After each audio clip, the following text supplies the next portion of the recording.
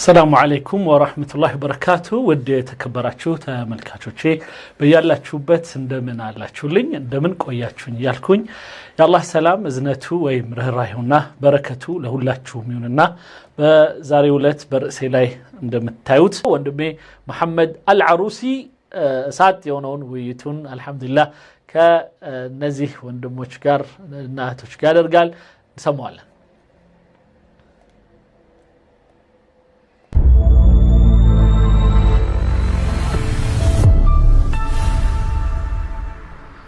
بين النيل والبحر الأحمر አሁንም የግብጽ ጣቢያ ነው ይሄ 360 አልዓረቢያ የሚባል ጣቢያ ነው የግብጽ ጣቢያ ነው ምን ትለዳለች የናይልና የባህር ጉዳይ ትለናለች ሶሪ አላመጣቸው صعدوا معركة النفوذ في القرن الإفريقي ይህ በአፍሪካ ቀንድ ላይ ማን የበላይ ይሁን የሚለው ትግል ነው በግልጽ ነው የሚነግሩን ማን በዚህ አካባቢ የበላይ ይሁን ግብጽ ወይስ ኢትዮጵያ ስለዚህ ይሄንን ጉዳይ በግልጽ እየነገሩን ልቡ ማይነቃነቅ ኢትዮጵያዊ ነኝ ሊል አይችል በፍጹም በጣም ነው የሚገርመው ማለት አንድ በግልጽ እየነገሩን ማለት ባንስ ደባብቀው እንደው ለዲፕሎማሲ እንኳን እንደዚህ የሆነች ነገር አሽሞንሙነው እንኳን ቢሉን ኖ በግልጽ ይሄ ጉዳይ የበላይነት ጉዳይ ነው በቃ صراع بين مصر وإثيوبيا يتجاوز ይህ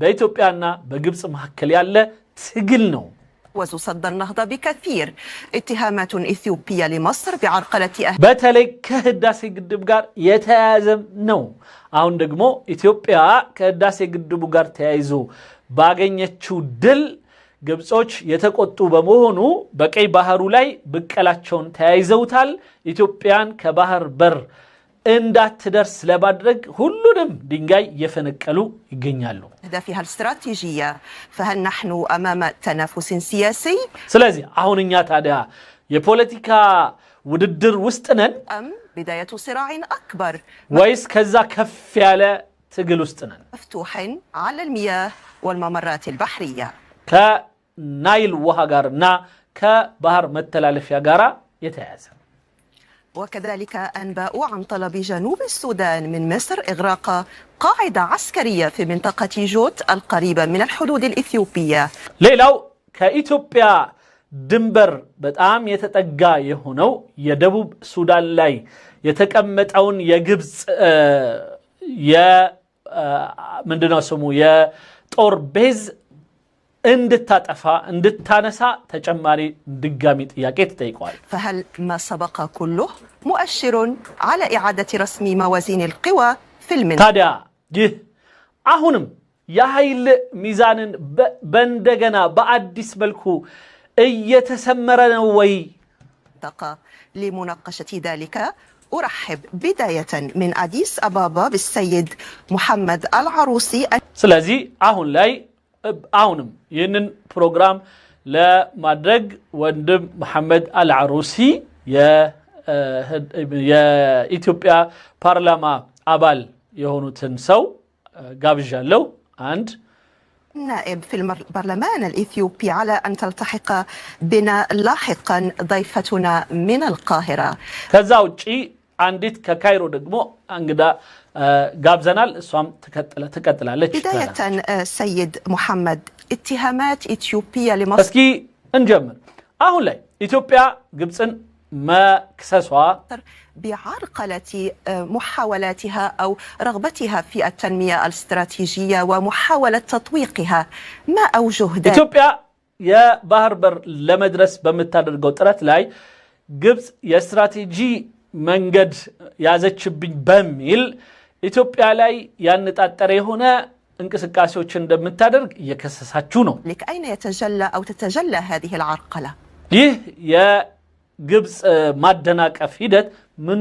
ቦታ ላይ ነው የታየው شكرا على الاستضافة الصدرين والتحية لك ولمشاهديك الكرام شكرا ላንቺ እንዲሁም ለሚመለከቱን ሁሉ العرقلة قائمة وهي تاريخية بالمناسبة በነገራችን ላይ የግብጽ ኢትዮጵያን የማደናቀፍ ሂደት እኮ አሁን ላይ የተጀመረ ብቻ ሳይሆን ታሪካዊ ነው በጣም ደስ የሚል አባባል ታሪካዊ ነው። በ1875 በ1876 ታዋቂ የሆነው በጣም ከዛ በፊትም ነበረ ግን በጣም ጎልቶ የወጣ 2000 ወታደር መጀመሪያ ቀጥሎ 20000 ወታደር ይዞ የመጣው የግብጽ ወታደር የከሸፈበትና ተሸንፎ ተገርፎ የተመለሰበት የሆነው የጉንደትና የጉራ ጦርነት የናይልን ውሃ መቆጣጠር ከዛ የሚጀምር ታሪካዊ የሆነ ትንኮሳዎች ከዛ በኋላ በጣም ብዙ ሙከራዎች ከዛ በኋላ ሌሎቹ ደግሞ በስለላና በማስገንጠል በመገንጠል ኢትዮጵያን ከባህር በር በመለየት ከራሷ አንገቷን ለመቁረጥ በመሞከር የተቻላቸውን ሰርተዋል። لم تكن وليدة اللحظة ስለዚህ ይህ አሁን የተወለደ አዲስ ስትራቴጂ ወይ አካሄድ አይደለም። منذ فجر التاريخ እንደው ታሪክ ከጀመረ ጀምሮ ይህ ጉዳይ የግብጽ ጉዳይ በኢትዮጵያ ላይ የጀመረ ስለዚህ ታሪካዊ ችግራችን ናት። أن هذا الخبر الذي سيق اليوم هو بصيغة وضعت في قالب لم تربط به إثيوبيا. ሌላው ቀርቶ አሁን ላይ ኢትዮጵያ የግብጽ መንግስት ኢትዮጵያን ወደ ባህር እንዳትደርስ የሰራ ነው የሚለውን እንኳን አባባል እነሱ በሚፈልጉት መልኩ ኢትዮጵያ ካለችበት አባባል ቀይሮ ማቀረብን ይጨምራል። هذا القالب الذي يوحي بأن إثيوبيا توجه اتهامات مباشرة إلى الأشقاء في مصر. ልክ ግብጽን በቀጥታ ይህንን ነገር ማድረግ እንደምትችልና እየሰራችበት እንደሆነ አድርጋ ኢትዮጵያ እንደተናገረችው አድርጎ ማቀረብ على كل حال ቢሆንም التحركات المصرية معلنة. የግብጽ እንቅስቃሴ እኮ ድብቅ አይደለም በይፋ ነው እየተንቀሳቀሰች ያለችው غير مخفية ምንም የተደበቀችበት ነገር የለም። وإذا ما رصدنا هذه الاتفاقيات الثنائية التي تجريها مع دول المحيط በአሁኑ ሰዓት ግብጽ የምታደርጋቸውን ከተለያዩ የጎረቤት ሀገሮቻችን ጋራ የሚደረጉ ስምምነቶች በጥናት ካየነው التي تحيط بإثيوبيا نجد بأنها لممارسة الضغوط وليست لإيجاد البدائل التنموية لها. በፍጹም ተለዋጭ የአካባቢ ላይ የልማትን መስመር ለመፍጠር ሳይሆን ኢትዮጵያን ለማሰር መሆኑና የተንኮል የሆነ እንቅስቃሴ መሆኑን መለየት ምንም አያዳግተንም። هذه الشعوب التي تتعاقد مع دولها إذا لا توجد هناك بدائل تنموية. ምክንያቱም ሌላ ተለዋጭ የሆነ መፍትሄ ይዞ ያልመጣ የአካባቢንም ደግሞ እነዚህ እየተሳሰራቸው ላሉ ምናልባትም ለተለያዩ 10 ዓመታት አይተዋቸው የማያውቁ የሆኑ ሀገሮች እዚህ ጋር በጣም ጥሩ ነው። ለ30 ለ40 ዓመት የማያውቋቸው ለምሳሌ ሞቃዲሾ ላይ ግብጽ ፈጽሞ ምንም አይነት ነገር አልነበራትም። ኢቭን ሌላው ቀርቶ አምባሳደሯን አንስተው ነበር። ከዛ ውጪ ኤርትራ ላይ ስንመጣ ኤርትራን ካስገነጠሏት በኋላ እዛው ቆመሽ ቅሪ ብለው የተዋት ሀገር ናት። ከሷ ጋር ምንም አይነት ልማት አልሰሩም፣ መንገድ አልሰሩም፣ ሎጂስቲክ ብለው በሚና በወደብ ምናምን የለም። ያ ቢኖር ኖሮ አሰብ ላይ አሁን ነው እንዴ ማልማት ትዝ ያላቸው? የምጽዋን ወደብ ዛሬ ነው እንዲያስታወሱት? ስለዚህ ባለሽበት ቁሚ ካስገነጠልሽ ምን አነሰሽ ብለው ለኢሳያስ አፈወርቂ ለዲክታቶሩ አቀብለዋት በቃ ዞር ነው ያሉት። ከዛ በኋላ ግብጽ እስኪ በኤርትራ ላይ ይህን አረገች ብሎ ሚነግረኝ ኤርትራዊ ይምጣ። ምናልባት አንድ ራሴ የዘገብኩት አለ በቅርቡ የኢትዮጵያና ኤርትራ መቀራረብ ሲጀምሩ የ10 ሚሊዮን አንድ ትራንስፎርመር ገዝተውላቸዋል። ያን ደግሞ እኛ የበለጠን ሰራላቸው ነበር ቢቀርቡ። وإنما ترصد وقائمة هذه السياسة تقوم على المعادلة الصفرية. ስለዚህ እነዚህ ሀገሮች ጋራ በዜሮ ልውውጦሽ ነገር ግን ኢትዮጵያ ላይ ጫና ለማድረግ የምትገናኛቸው የሆኑ ሀገሮች ናቸው። ዜሮ ነገር ሰጥታ ከነሱ ግን በልዋጭ ኢትዮጵያ ላይ ጫና እንዲያደርጉ ኢትዮጵያ ላይ የተለያዩ ወንበዴዎችን እንዲደግፉ መስበር እንዲከፍቱ የመሳሰሉትን የሚያደርጉ መተላለፊያዎች ናቸው። አሳዛኝ بمعنى منع إثيوبيا فحسب. ስለዚህ ዓላማው ኢትዮጵያን መከልከል ብቻ እነሱን መጥቀምም አይደለም። ተለዋጭ የሆነ ልማት እንቅስቃሴ ማምጣት አይደለም ምንም አይነት የሁለት ሀገሮች ጥሩ ግንኙነትን ለመፍጠር አይደለም تقييدها عن أي مشروع تنموي ስለዚህ በአጠቃላይ ከምንም አይነት የልማት እንቅስቃሴ የማይመደብ የሆነ የተንኮል እንቅስቃሴ ነው በቃ هذه رؤية مترسخة لا تخفى على أحد ይህ ደግሞ ግብጾች ጋራ ልቦናቸው ውስጥ የታተመ የሆነ አካሄድ ነው ይለዋል በጣም ደስ የሚል ሙተረሲኻ ማለት በቃ ቋሚ መደበኛ ስራቸው ነው ይሄ ኢትዮጵያ ላይ ጫና ማሳደር ኢትዮጵያ ላይ የሚጠጣ ውሃ ትንሿ ውሃ የኛ ናት የተጠጣችብን ነው የሚል አጉል የሆነ የተንከሲስ እምነት ቋሚ የሆነ እምነት ነው وهذه ما الدليل على ذلك يعني ምንድነው ማስረጃ محمد العروسي في العلاقات الدولية عفوا على المقاطعة أستاذ ለመሆኑ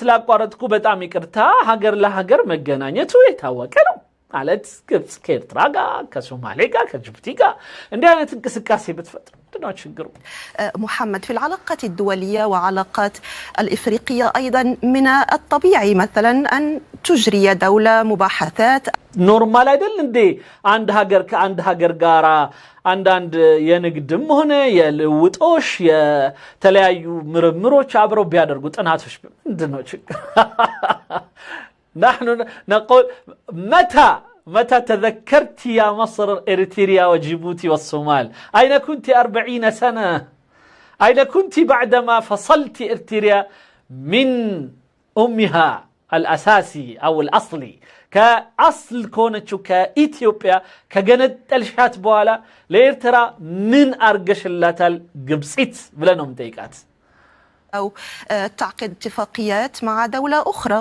يعني ناكونا أجركا سممنت مرة منتنو لمن بزي بتشا للترترواتشو تشالاتشو أتفرم لا تستحي أبدا وهي تعلم الجواب للتنمية ولتحسين العلاقات التنمية أي تنمية أين التنمية لا طرق ولا إنترنت ولا حياة بل هي دولة يعني سجن شبه سجن إساس أفورقي سمونون بجنيف يقربوا هاتتا لاي سمتاچوال سوچن بجملة ماسر بجملة مقدل بجملة የት እንደደረሱ ማይታወቁበት ቦታ መቅበር በጅምላ ሀገሩን ጥለው የሚወጡ ሰዎች መብዛት ሌላው ቀርቶ ኳስ ተጫዋቾች ኳስ እንጫወት ብለው ሄደው 12ቱም ይቀራሉ እዛው ከነ ሪዘርቭ ምናምን ዳኛው ምንም የማይመለስባት ሀገር ማለት ምንም ሌላው ቀርቶ ጅቡቲ አምባሳደሩ ሄዶ አሁን ላይ አምባሳደር ያደረጉት ሹፌሩን ነው ብለው ነግረውኛል ሹፌሩን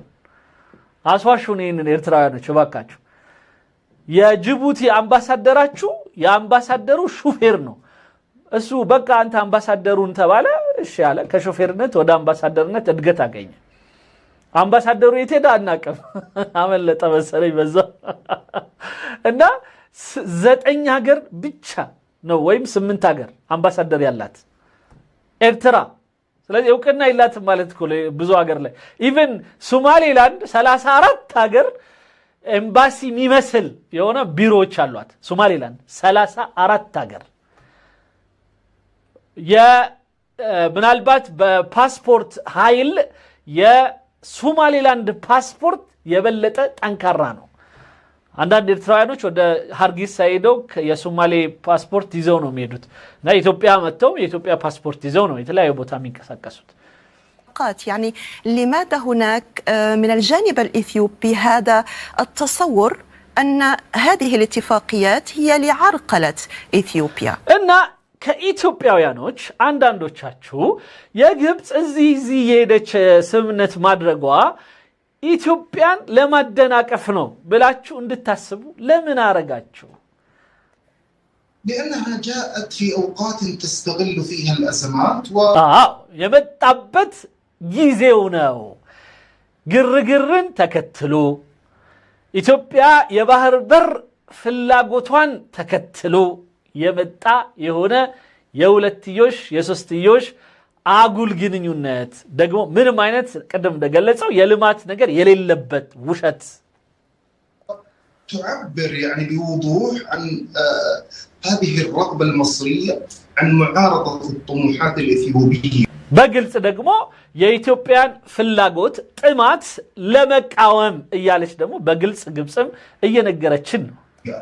فلا يوجد هناك ما يخفى على المراقبين من أن هذه التحركات نحن طبعا لا نتدخل في أي اتفاقيات እኛ ምንም አይነት ስምምነት ብታደርግ እኛ ጣልቃ አንገባም ነበርም አልጠየቅንምም አንጠይቅምም። ነገር ግን ይህ አይነቱ እርባና ቢስ የሆነ ሰዓቱ በኢትዮጵያ ላይ ያነጣጠረ የሆነ እንቅስቃሴ ሲሆን ግን بين هذه الدول وبين الإخوة في مصر በግብጽና በእነዚህ ሀገራት መካከል ምንም አይነት ግንኙነት በሌለበት ሁኔታ አሁን ላይ ብቅ ያለ ከመሆኑ አንፃር ልማትንም ያለማከለ تنتهي هذه الاتفاقيات وصلاحيتها عند حدودها عند حدود هذه الدول ሌላው እነዚህ ጉዳዮች የሚመለከታቸው ራሱ የድንበር ባለቤቶቹ ብቻ ናቸው። ግብጽ ከዛ ዘላ መታ ከኤርትራ ድንበር ጋር በተያያዘ የማስከበርም ላስከበርም ብላ እንጣጥ ማለት አይጠበቅባት። ይሄ የኢትዮጵያ ለምሳሌ የባህር በር ጥያቄ የመጣው ኤርትራን ከሆነ የሚመለከተው ኤርትራ ናት፣ ጅቡቲን ከሆነ የሚመለከተው ጅቡቲ ናት፣ ሶማሌ የሚመለከተው ጅቡቲ ናት፣ ሶማሌ ናት። በቃ ከዛ ውጪ አንድ በጣም በ3000 ምናምን ኪሎ ሜትር ርቀት ላይ ያለች ሀገር ግን መታ እዚህ ላይ መንፈራፈር ምልክቱ ግልጽ ነው። الذي نقوله أن هذه التحركات هي معلنة لمعارضة التوجه الإثيوبي كما حصل الأمر في ስለዚህ አሁንም ሁሌ እንደሚገለጽልን ይህ የግብጽ እንቅስቃሴ ኢትዮጵያን ፍላጎቷን የኢትዮጵያን ልማት ፍላጎት ለማደናቀፍ የመጣ እንደሆነ በግልጽ እየተናገረ ነው።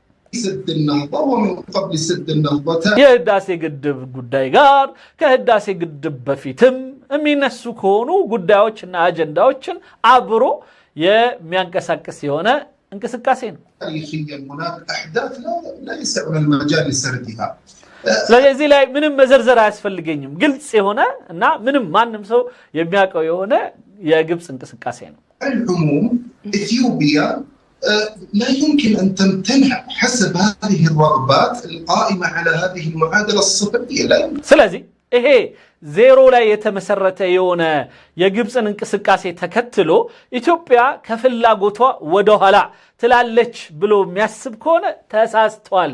ኢትዮጵያ የምታደርገውን ልማት ጥማት እንቅስቃሴዋን በፍጹም አትገድብም።